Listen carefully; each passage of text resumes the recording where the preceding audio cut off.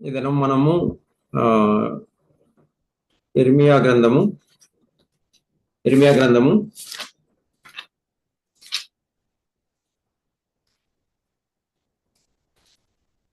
6వ అధ్యాయము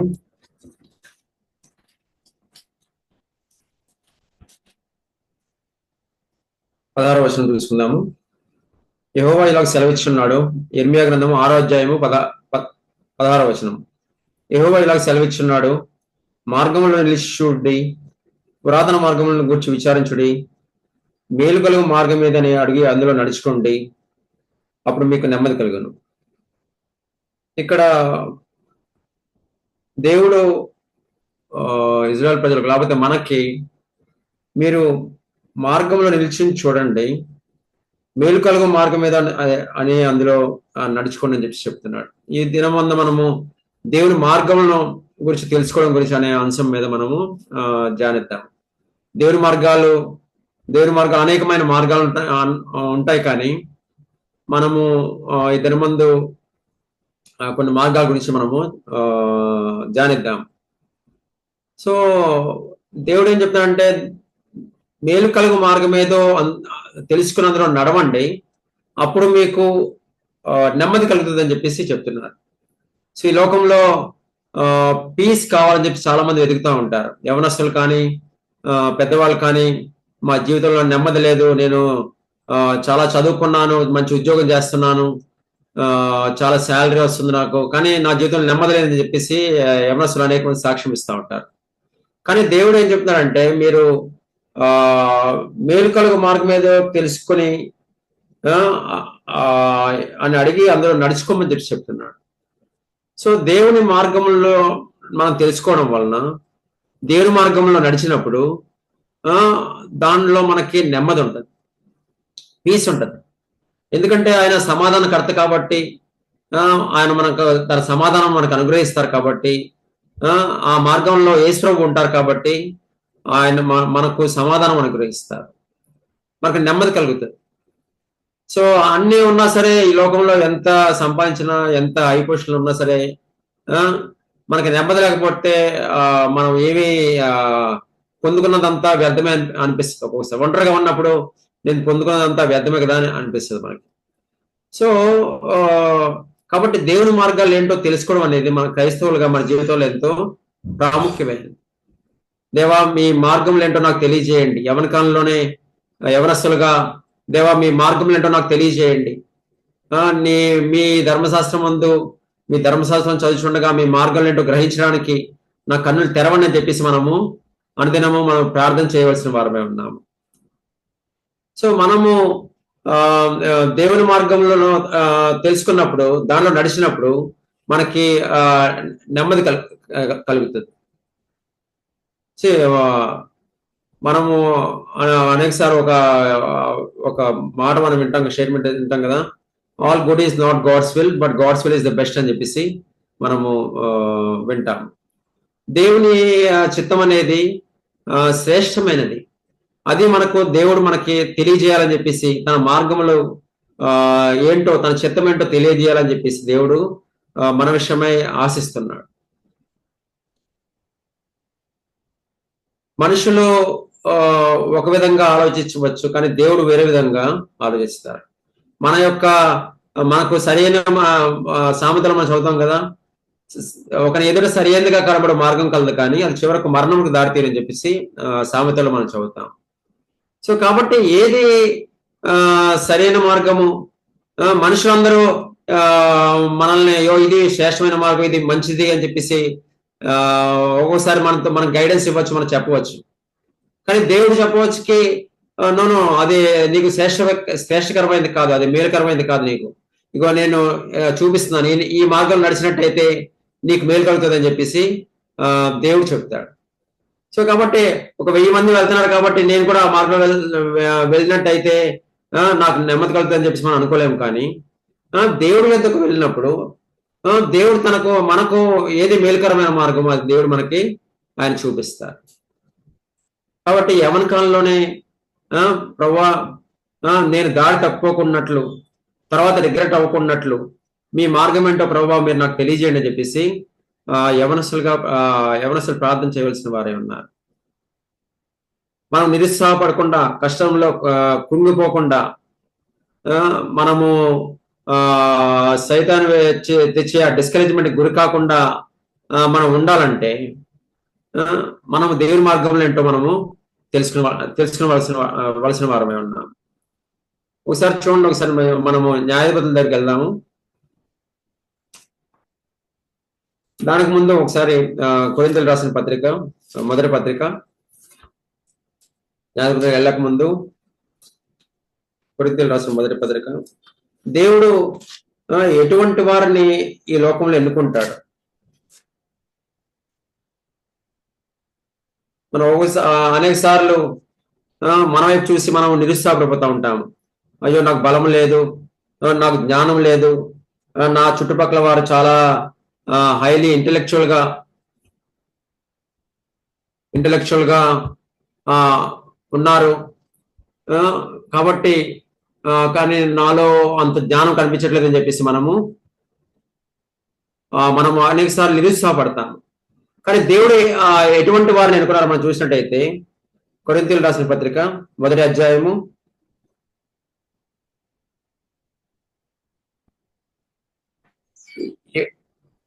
27వ వచనము చూసినట్టయితే 27వ వచనము,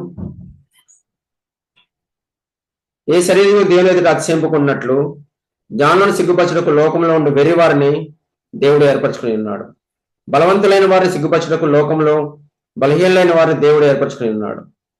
ఎన్నికైన వారిని వ్యర్థం చేయడానికి లోకంలో నీచులైన వారిని, తృణీకరింపబడిన వారిని, ఎన్నికలైన వారిని దేవుడు ఏర్పరచుకుని ఉన్నాడు. లోకంలో ఎటువంటి వారిని, దేవుడి మార్గాలు ఎలాగుంటాయో మనం గ్రహించినట్టయితే మనం మన స్థితి చూసి మనం నిరుత్సాహపడము. నాకు బలం లేదు, జ్ఞానం లేదు, లేకపోతే లోకం అందరు తృణీకరిస్తున్నారు, నన్ను నీచులుగా చూస్తున్నారు, వాళ్ళు చాలా హాయిగా ఫీల్ అవుతున్నారు, ఇలాంటి వాటిని పైకి కనబడే వాటిని చూసి మనము నిరుత్సాహపడం. కానీ దేవుడు నేను బలహీనైనా సరే, నేను జ్ఞానం లేనివాడినైనా సరే, దేవుడు నన్ను ఎన్నుకున్నాడు కాబట్టి నేను దేవుని ఎందుకు ఆనందిస్తాను. నేను మనుషులను చూసి నా చుట్టుపక్కల వారిని చూసి నేను నిరుత్సాహపడను. దేవుడి మార్గములు అవి యెషయాలో మనం చదువుతాం కదా, ఆకాశానికి భూమికి ఎంత వ్యత్యాసం ఉందో మీ తలంపులకి నా తలంపులకి, మీ మార్గాలకి నా మార్గాలకి అంత వ్యత్యాసం ఉందని చెప్పేసి దేవుడు చెప్తాడు. సో కాబట్టి ఆకాశానికి భూమికి ఎంత వ్యత్యాసం ఉందో దేవుడి మార్గాలకి మన మార్గాలకి అంత వ్యత్యాసం ఉంటుంది. ఈ లోకంలో చూస్తే అందరూ బలవంతులైన వారిని, లేకపోతే జ్ఞానం గల వారిని హైగా means they honour such people. కానీ దేవుడు ఎవరిని ఎన్నుకున్నారండి? బలవంతులను జ్ఞానులను సిగ్గుపరచకు లోకంలో ఉన్న వెర్రి వారిని, బలవంతులైన వారిని సిగ్గుపరచకు లోకంలో బలహీనమైన వారి దేవుడు ఏర్పరచుకున్నాడు. కాబట్టి మనము ఎక్కడ బలహీనమని కానీ జ్ఞానం లేని వారమని కానీ మనం నిరుత్సాహపడవలసిన అవసరం లేదు. ఎందుకంటే దేవుడు అటువంటి స్థితిలో మనల్ని ఎన్నుకుని దేవుడు మనల్ని పైకి లేవనెత్తే దేవుడు అంటున్నాడు. ఒకసారి చూడండి, ఒకసారి న్యాయాధిపతుల గ్రంథము 6వ అధ్యాయము.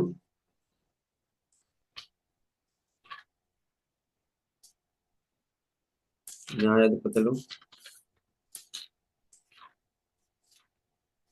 6వ అధ్యాయం. ఒక గిద్యోని గురించి మనం చూద్దాము. 6వ అధ్యాయంలో ఇక్కడ మిద్యానీయులు ఇజ్రాయెల్ బహుగా ఆ సమయంలో హింసించేవారు. న్యాయాధిపతులు 6వ అధ్యాయము 6వ వచనంలో,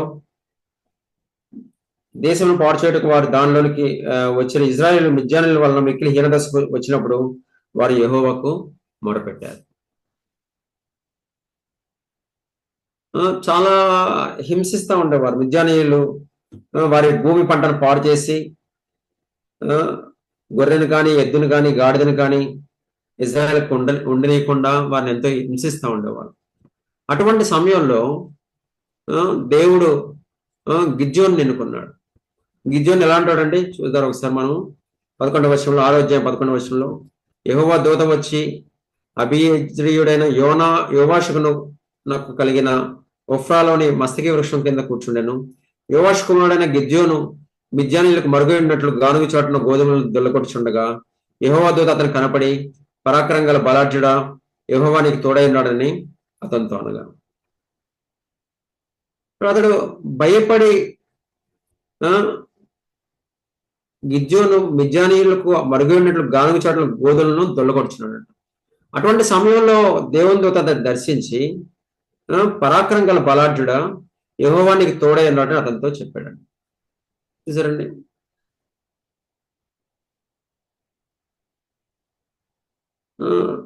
ఎంతో భయంతో, తర్వాత వచనాలు చూస్తే ఎంతో డౌట్స్తో, ఎందుకు నువ్వు చేసిన అద్భుతాలు ఇప్పుడు ఒకప్పుడు మా పితరుల జీవితంలో చేసావు కదా అద్భుతాలు, మమ్మల్ని ఐగుప్తు నుంచి బయట తీసుకొచ్చామని చెప్పేసి మా పితరులు మాకు చెప్తున్నారు, అద్భుతం లేయి అని చెప్పేసి దేవుణ్ణి తర్వాత వర్షం చదివితే మనకు అర్థమవుతుంది. సో ఎంతో భయంతో, డౌట్స్తో, సందేహాలతో నిండి ఉన్న ఆ గిద్యోని దగ్గరికి వచ్చే దేవుడు, పరాక్రమం గల బలాఢ్యుడా, యెహోవా నీకు తోడైనాడు చెప్పి అంటాడు. సో దేవుడు అటువంటి వ్యక్తులను దేవుడు ఎన్నుకున్నాడు, గిద్యోని ఎన్నుకున్నాడు. తర్వాత మనం చూసినట్టు ఏడో అధ్యాయం చూసినట్టయితే, యుద్ధానికి వెళ్ళవలసినప్పుడు, మిద్యానీయుల మీద యుద్ధానికి వెళ్ళినప్పుడు ఏడో అధ్యాయంలో మనం చూసినట్టయితే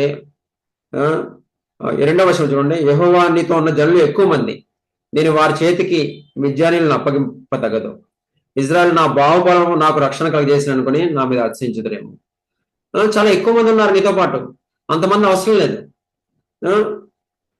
3వ అధ్యాయం 3వ వచనం చివరి భాగం చూసినట్టయితే, అప్పుడు జనుల నుండి 22,000 మంది తిరిగి వెళ్ళిపోయారు. మనం ఏమనుకుంటాం, ఎక్కువ స్ట్రెంత్, యుద్ధానికి ఎక్కువ స్ట్రెంత్ ఉంటే ఎక్కువ మంది ఎనిమిస్ చెప్పేయచ్చు, నాకు ఎక్కువ బలం ఉన్నట్టయితే, ఎక్కువ జ్ఞానం ఉన్నట్టయితే నేను ఎక్కువ ఈ లోకం సాధించగలను అని చెప్పేసి, ఎక్కువ సంపాదించగలను, అందరి వలన నేను మన్నలను పొందగలను అని చెప్పేసి మనం అనుకుంటాం, మనం ఆలోచిస్తాం, మనుషులు ఆలోచిస్తారు.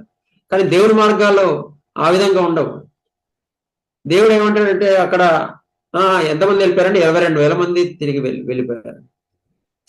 ఒక 1000 కాదు, 1500 కాదు, 2000 కాదు, 22,000 మంది తిరిగి వెళ్ళిపోయారు. తర్వాత 4వ వచనం ఏమన్నా, 10,000 మంది నిలిచి ఉండగా యెహోవా ఈ జనులు ఇంకా ఎక్కువ మంది, నేల యుద్ధకు వారిని దిగజేయ అని అక్కడ ఒక టెస్ట్ పెట్టి వారికి, అక్కడ 6వ వచనంలో చేతితో నోటికి అందించుకుని గతికిన వారి లెక్క 300 మంది, మిగిలిన జనులందరూ నీళ్ళు త్రావడం మోకాలను కృంగినారు. అప్పుడు యెహోవా గతికిన 300 మనుషుల ద్వారా మిమ్మల్ని రక్షించేదన్నారు. 10,000 నుంచి మళ్ళీ 300 తగ్గించాడు. తర్వాత 10,000 మందిలోంచి మిగిలిన 10,000 మంది ఎంతమంది అనుకున్నారంటే 300 మంది అనుకున్నారు. ఎన్నుకొని ఆ 300 మంది ద్వారా దేవుడు ఇజ్రాయేళ్లకు మిద్యానీయుల మీద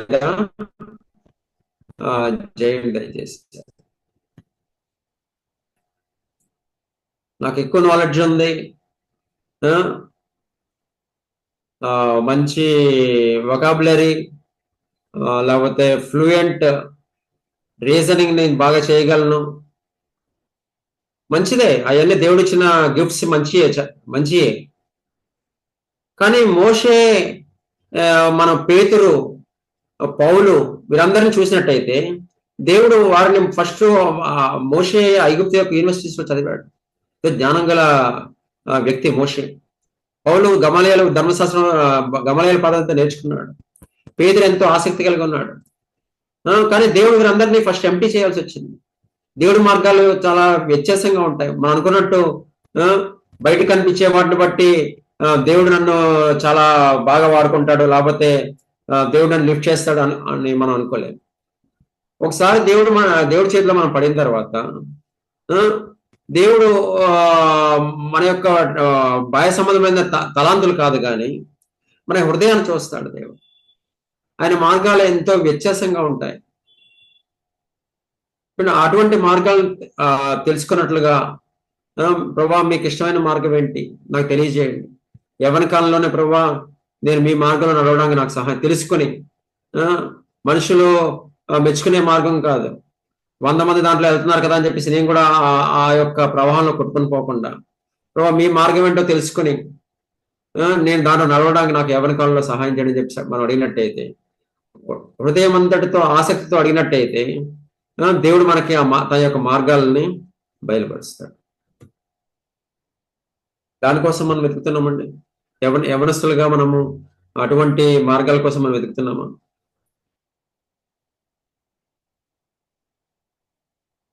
మరియా మరియా చాలా ఆ టైంలో చాలా హోలీగా జీవించి దేవుడి ఎదుట చాలా హోలీగా జీవించినది కాబట్టి ఆ టైంలో కన్యకను గదా అని చెప్పేసి దేవుని దూత చెప్పినప్పుడు పరిశుద్ధాత్మ నీ మీదకి వచ్చును, సర్వోన్నతుని శక్తి నేను కమ్ముకొను, నువ్వు ఒక బిడ్డకు జన్మనిస్తావు అని చెప్పేసి దేవుని దూత చెప్పడం మనం చూస్తాం.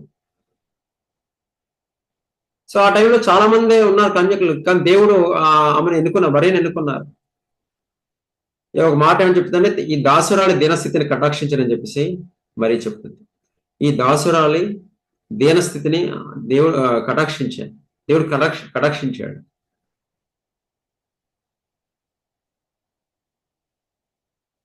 ధనవంతులను ఒట్టి చేతితో పంపించేస్తారని చెప్తుంది. ఆమె చెప్తుంది, ధనవంతులను ఆయన ఒట్టి చేతులతో పంపిస్తాడు.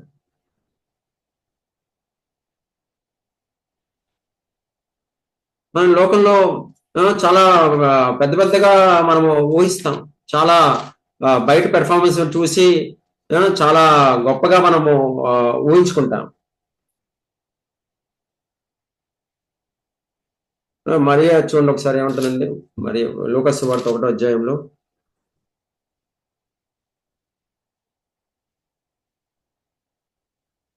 47వ వచనంలో ఆయన తన దాసురాల దీనస్థితిని కటాక్షించను, నా ఆత్మ నా రక్షకుడైన దేవుని ఆనందించను, సర్వశక్తిమంతుడు నాకు గొప్ప కార్యం చేశాను కనుక ఇది మొదలుకొని అంతరం వారు నన్ను ధన్యులను అనుకున్నాను. ఆయన భయపడే వారి మీద ఆయన కనికరం తరతరం ఉండను. 52వ వచనం, సింహాసనం నుండి బలవంతులను పడద్రోసి దీనులను లెక్కించాను, ఆకలి కొన్న వారిని మంచి పదార్థాలతో సంతృప్తిపరిచి ధనవంతులను ఒట్టి చేతులతో పంపివేశాను. చూసారండి, సింహాసనం నుండి బలవంతులను పడద్రోసి దీనులను లెక్కించారు, ఆకలి కొన్న వారిని మంచి పదార్థాలతో సంతృప్తిపరిచి ధనవంతులను ఒట్టి చేతులతో పంపారు. ఈ లోకంలో చూస్తే ధనవంతులు చాలా హైగా means they are considered as they are honoured in this world. కానీ ధనవంతులను ఒట్టి చేతులు పంపిస్తే ఆకలి కొన్న వారిని మంచి పదార్థాలతో సంతృప్తి. అంటే అంటే దేవుడి మార్గాల్లో దేవుడు ఎవరిని దర్శిస్తారండి? ఎప్పుడైతే మనం ఆకలి కొని ఉంటామో, దీనులుగా ఉంటామో, బలవంతులు పడద్రోసి దీనుల్ని ఎక్కించాడు. అటువంటి మార్గంలో నడవడానికి మనం ఇష్టపడుతున్నాము. మరి అలాంటి మార్గంలో నడిచింది. అందులో దేవుడు ఆమెను లోకరక్షకుడికి ఒక తల్లిగా దేవుడు చేశారు. సర్వశక్తిమంతుడైన దేవుడు చేశారు. లోకరక్షకుడు ఆమె ద్వారా ఈ లోకంలోకి వచ్చారు. ఇలా చూస్తే చాలా మంది మన ఎదుట ఎందుకు ఇంత గొప్ప సాక్షి సమూహం ఉంచబడింది, ఇంతమంది జీవితాలు దేవుడు ఎందుకు మన ఎదుట ఉంచాడు? ఎందుకు ఉంచాడంటే వారి ద్వారా మనం దేవుడి మార్గాలు ఏంటో తెలుసుకోవాలని చెప్పి, మన సొంత మార్గంలో వెళ్ళిపోకుండా దేవుడి మార్గాలను తెలుసుకోవాలి, ఆ మార్గంలో మనం నడవాలని చెప్పేసి. ఇది లేకపోతే మనకు తెలియదు. అందరూ మనుషులు వెళ్ళే మార్గంలో నడిచి చివరికి ఒక యమకాలం అంత అయిపోయిన 40-50 years అయిపోయిన తర్వాత రిగ్రెట్ అవుతాం, అయ్యో నా సంవత్సరంలో అయ్యో వ్యర్థం అయిపోయింది చెప్పేసి. వాక్యం చదివినప్పుడు అనేక యొక్క జీవితాలు మనం చదివినప్పుడు మనం దేవుడి మార్గం, వీళ్ళు దేవుడి మార్గం నడవడం వల్ల కదా వారు దేవుడి చేతిలో వాడబడ్డారు. ఎవరి కాలంలో దేవుడి చేతిలో దేవుడి మార్గం నడవబట్టి కదా వారు దేవుడి చేతిలో పాత్రలుగా లోకమందరికి ఆశీర్వాదకరంగా మారిపోయారని చెప్పి మనము అర్థం చేసుకుంటాం.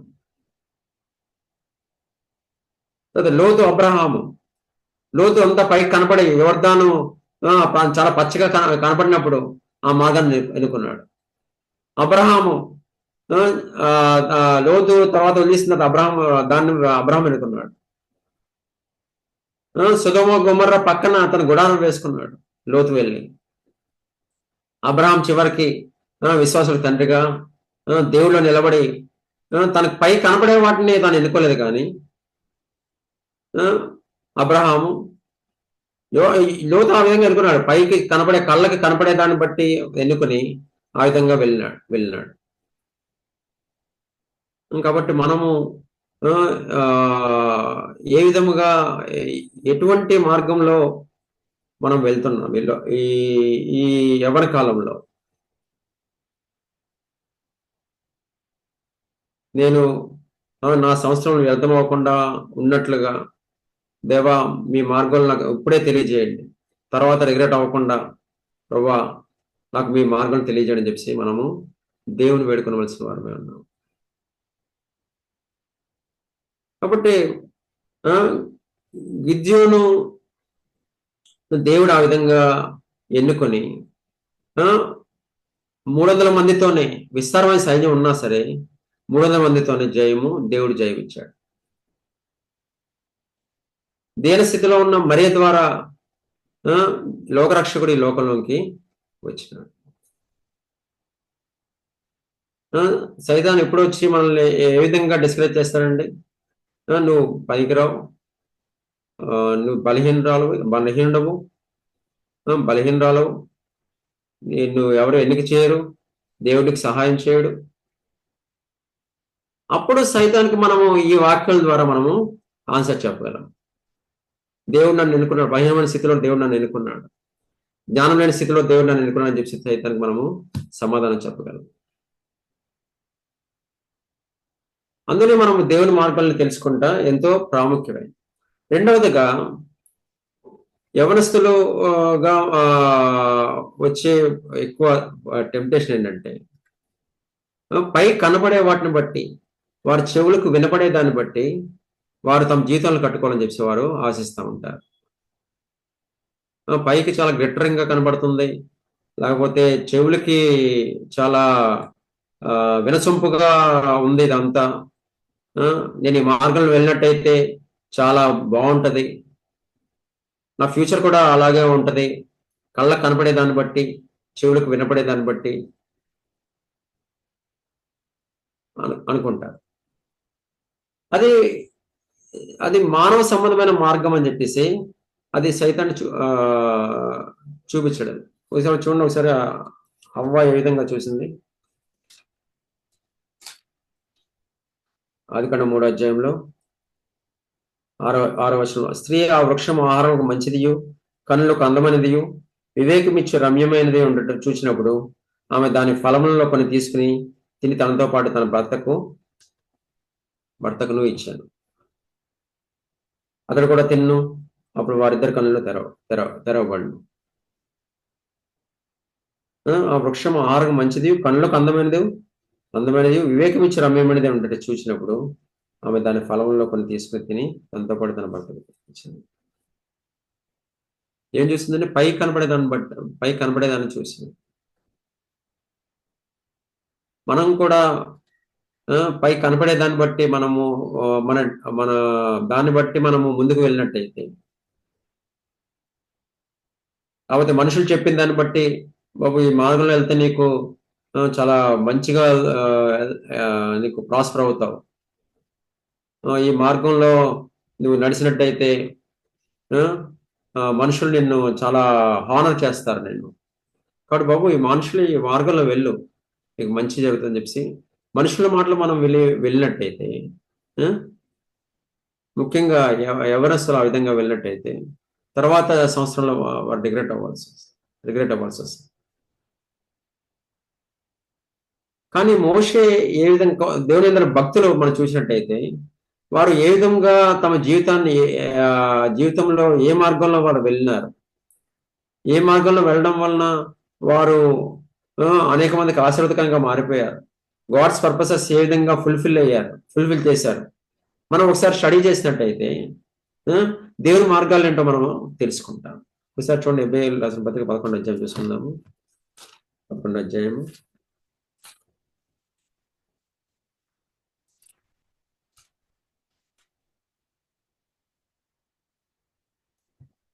24వ వచనం. మోషే పెద్దవాడైనప్పుడు విశ్వాసమును బట్టి ఐగుప్తు ధనం కంటే క్రీస్తు విషయమైన నింద గొప్ప భాగ్యమని ఎంచుకుని అల్పకాలం పాపభోగం అనిపించడం కంటే దేవుని ప్రజలతో శ్రమ అనిపించిన మేలని యోచించి ఫరో కుమార్తె యొక్క కుమారుని అనిపించినట్టుకు ఒప్పుకోలేదు. ఏమండి, ఐగుప్తు ధనం కంటే క్రీస్తు విషయమైన ఇంత గొప్ప భాగ్యం ఎంచుకొని అల్పకాలం పాపభోగం అనిపించడం కంటే దేవుని ప్రజలతో శ్రమ అనుభవించిన మేలని యోచించి అల్పకాలము పాపభోగం అనేది మోషే ఏం గ్రహించాడంటే పాపభోగం అనేది అల్పకాలమే ఉంటది. దానికంటే దేవుని ప్రజలతో శ్రమ అనుభవించడం మేలు. సో ప్రభు మార్గాల్లో నేను నడిచినట్టయితే కొంచెం శ్రమ రావచ్చు, నింద రావచ్చు, అవమానం రావచ్చు, కానీ అది నాకు శాశ్వతమైన ఎటర్నల్ రిజల్ట్స్ నాకు నా జీవితంలో తీసుకొస్తుంది. కాబట్టి నేను ఆ మార్గంలో నడుస్తాను అని చెప్పేసి ఫరో మోషే ఆ విధంగా నిర్ణయించుకున్నాను. కానీ ఎక్కడ పాపం వలన వచ్చే భోగాలు కొంతకాలమే ఉంటాయని చెప్పేసి అతడు గ్రహించాడు. ఇప్పుడు సినిమాకి వెళ్ళిన వాళ్ళకి ఎంతకాలం ఉంటుందండి ఆ సంతోషం ఎందుకు వాళ్ళు ఒక సినిమాని 10 times చూస్తారండి? ఒకసారి వెళ్తే అది ఒక ఆ సమయంలోనే థియేటర్ నుంచి రాగానే ఆ జాయ్ అంతా ఆవిరైపోద్ది, దానికి వేపరైజ్ అయిపోతుంది. అందుకే నెక్స్ట్ టైం మళ్ళీ సెకండ్ టైం చూస్తే మళ్ళీ ఒక 3 hours నేను ఎంజాయ్ చేస్తాను, దానిలో నేను ఆనందిస్తాను అని చెప్పేసి మళ్ళీ సెకండ్ టైం వెళ్తాను. ఒక సినిమాను వారు వెళ్ళి 10 times చూస్తారు. ఎన్నిసార్లు చూసినా వారు 20 సార్లు చూసినా సరే ఆ యొక్క ఆనందం వారికి నిలిచి ఉండదు. కానీ మన రక్షకుడైన, మన సృష్టికర్త అయిన, మన సృష్టించిన తండ్రి యొక్క మార్గంలో మనం వెళ్ళినట్టయితే మనము మన కష్టం వచ్చినా, నష్టం వచ్చినా, నింద వచ్చినా సరే నా ప్రభువే దాన్ని చూసుకుంటాడని చెప్పేసి మనం నిరీక్షణ కలిగి ఉంటాం. కాబట్టి మనం ఆ మార్గంలో మనం నడిచినట్టయితే మన జీవితాలు దేవుడే, మన భావి జీవితాన్ని కూడా దేవుడే కట్టుకుంటాడు, ఇప్పుడు నడిపిస్తాడు. భావి జీవితం ప్లాన్స్ కూడా రేపు జరగబోయేదో ఏంటో కూడా ఆయనకు తెలుసు. కాబట్టి రేపటి దినమున లేకపోతే 10 సంవత్సరాల తర్వాత ఏం జరుగుతుందో దేవుడు తెలుసు. కాబట్టి మనం దేవుని మార్గంలో నడిచినట్టయితే గాడ్స్ పర్పసెస్ మనం ఫుల్ఫిల్ చేసేవారిలాగా ఉంటాం. ఎందుకు చెప్పగలమండి 10 సంవత్సరాల తర్వాత? ఎలా చెప్పగలరంటే మీరు 10 సంవత్సరాల తర్వాత ఏం జరుగుతుందో దేవుడికి నిన్న నేడు నిరంతరము ఏకరీతిగా ఉన్నాడు. నేను మొదటి వాడిని కడపటి వాడిని అని చెప్పి చెప్పాడు. ఐఎమ్ బిగినింగ్ అండ్ ఎండ్ అని చెప్పి చెప్పారు. కాబట్టి 10 సంవత్సరాల తర్వాత ఏం జరుగుతుందో కూడా మనకి ఆ దేవుడికి తెలుసు. కాబట్టి అటువంటి కాన్ఫిడెన్స్ తో దేవుని యొక్క మార్గంలో మనం నడవడానికి నిందొచ్చినా, హింస వచ్చినా, అపవాదం వచ్చినా, అవమానాలు వచ్చినా సరే దానిలో నడవడానికి మనము ఇష్టపడతాం.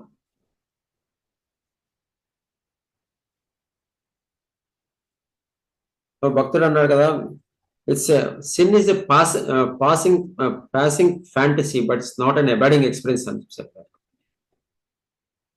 సో మనం యేసు ప్రభువుతో అనుభవం పొందినట్టయితే, యేసు ప్రభువు యొక్క ప్రేమను చూసి, ఆయన యొక్క పరిశుద్ధతను చూసి మనము మన జీవితాన్ని కట్టుకున్నట్టయితే అది చిరకాలం, మన జీవితకాలము మనము ఉండే ఒక అనుభవం లాగా అది నిలిచి ఉంటది. అది మన జీవితాన్ని కడుతుంది, మనల్ని పైకి తీసుకుని వెళ్తుంది.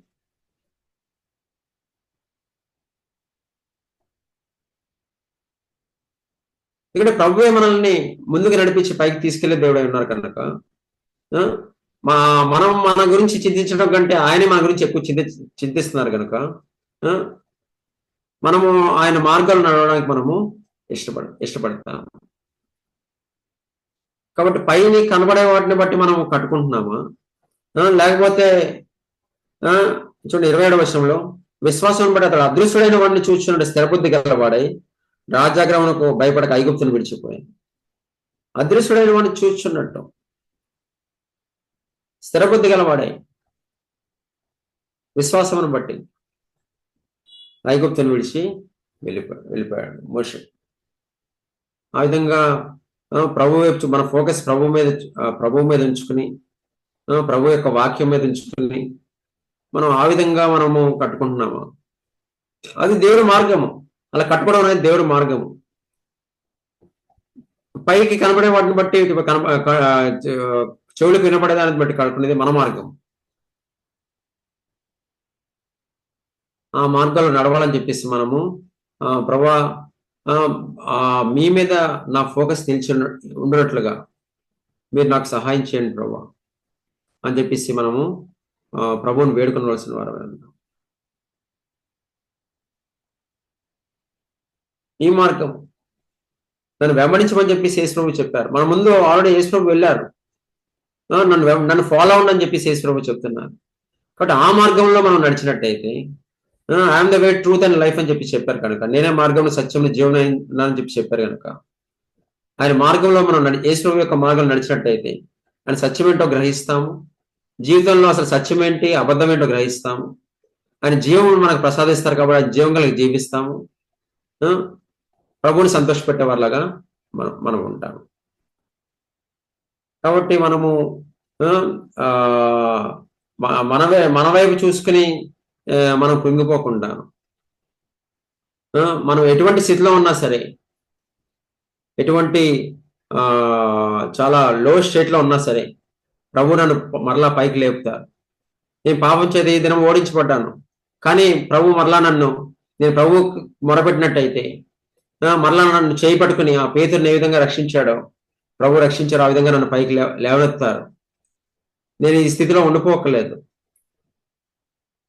నాలాంటి వారి కోసమే ప్రభు వచ్చారు అని చెప్పేసి మనము ప్రభుకు నిరీక్షణ కలిగి ఉన్నట్టయితే, పైకి కనపడే వాటిని బట్టి కాక అదృష్టుడైన వాడిని తట్టు చూస్తూ, అంటే ప్రభు వైపు చూస్తూ మన జీవితాలు కట్టుకున్నట్టయితే, మన జీవితంలో గాడ్స్ పర్పసెస్ ఫుల్ఫిల్ చేయడానికి మనం ఫౌండేషన్ కాలంలోనే మనము ఫౌండేషన్ వేసుకుంటున్నాం. ఆ విధంగా జరిగినట్లుగా దేవుడు మనకు సహాయం చేయను గాక. Thank you.